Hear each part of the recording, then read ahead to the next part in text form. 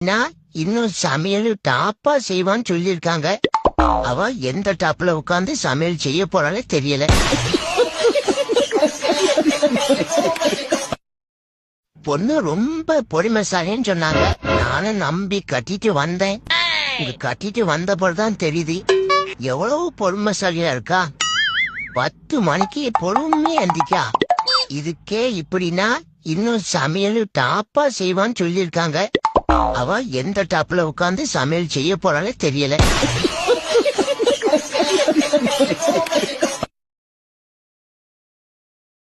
பொண்ணு ரொம்ப பொறுமைசாலின்னு சொன்னாங்க.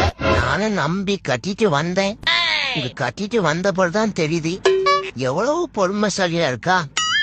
10 மணிக்கு பொறுமையா எந்திக்கா. இதுக்கே இப்படின்னா இன்னும் சமையல் டாப்பா செய்வான்னு சொல்லியிருக்காங்க.